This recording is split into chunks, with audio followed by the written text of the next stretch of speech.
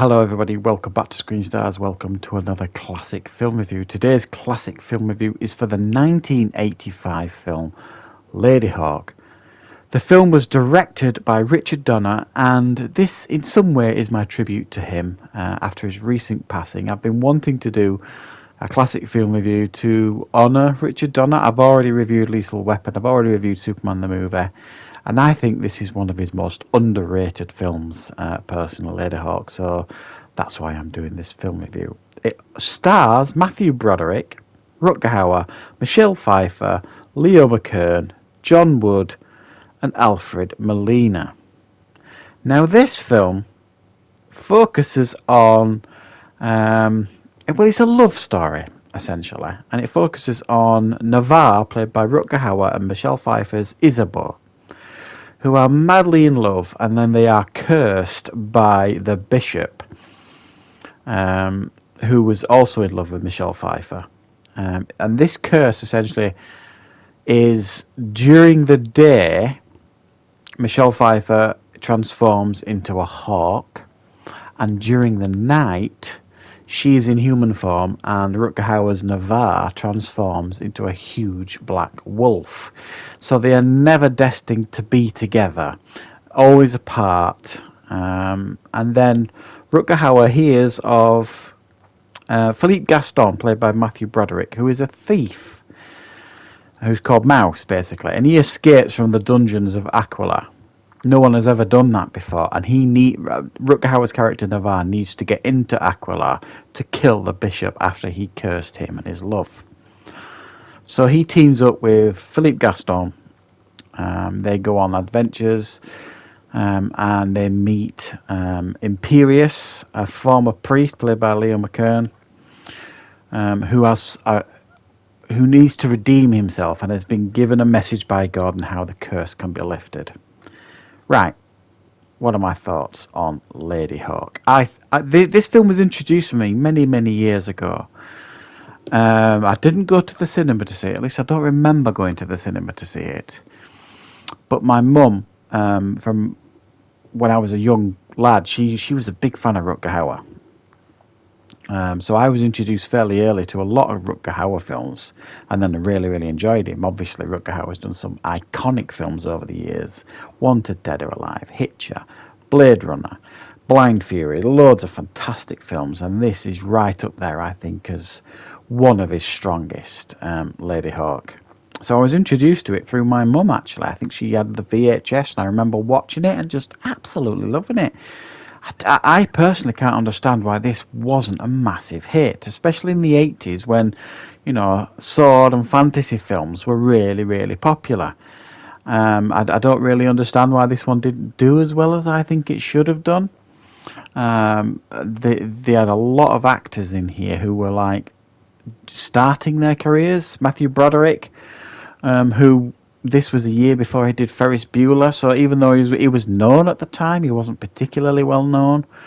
Rutger Hauer obviously was known at the time, but again, he wasn't like a major star or anything like that. It was a bit of a swerve, really, to cast Rutger Hauer as essentially a romantic lead. My understanding is actually Kurt Russell was to play the part, but Rutger Hauer was offered the part of the bad guy in it, not the bishop, the other guy, the captain of the bad captain of the guard, and he didn't want to do that. He'd played a lot of villainous roles. He didn't want to do another villain, and he put himself forward for the romantic lead Navarre part. And then when Kurt Russell pulled out, Richard Donner gave him the role. And Michelle Pfeiffer, who was still fairly new to the film industry, she'd done Scarface and things like that, was just stunning. Absolutely stunning in this film. And they cast John Wood as the bishop, who was like this perfect choice for this bad guy. He's just really cold bishop. So that they actually went for the right people for the right parts, rather than casting just names, which is unfortunately what you see these days. It's just names put into films because they need films to perform at the box office. So it's not as common these days to cast the right person for the right part, and I think they absolutely did here. The film is charming. The the real charm and comedic elements of this film come from Matthew Broderick and Leo McKern, especially Broderick, who plays Philippe Gaston, Mouse.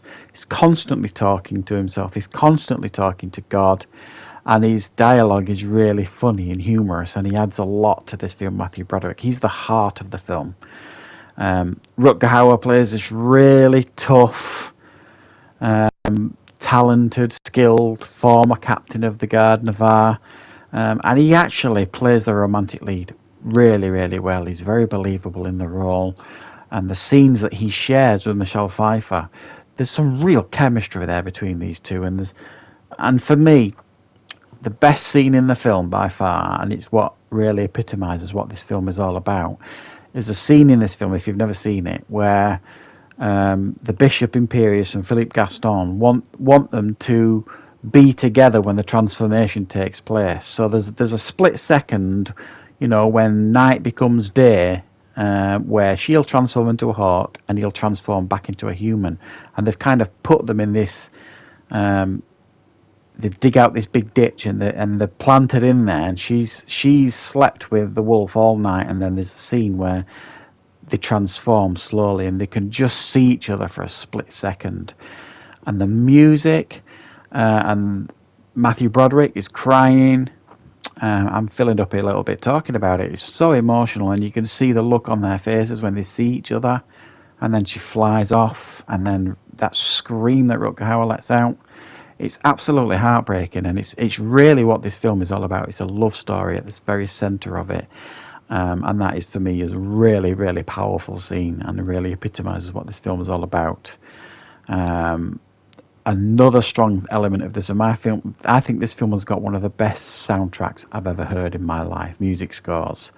It was a London Philharmonic Orchestra that did it, but it's got this, this synthesizer element to it as well.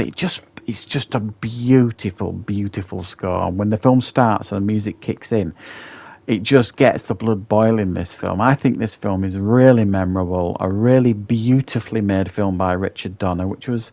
he wasn't used to making films like this, and it just proved how talented a director he was and who can direct anything. He's proven that over the years. He's done superhero movies, he's done horror, he's done action, he's done fantasy and adventure films. He could do it all, Richard Donner. And for me, this film is really, really a very, very beautiful film, which is why I've scored it so highly. And I do implore you, if you've never seen this film, really, really do check out Ladyhawke. You won't be disappointed. It's a really beautifully made film. Plenty of action in it, lots of humorous moments in it, a nice central love story, and a really happy ending at the same time. So yeah, that's my review for Ladyhawke. I hope you liked it. Thank you very much for watching, and I will be back with more reviews and content on the channel very, very soon.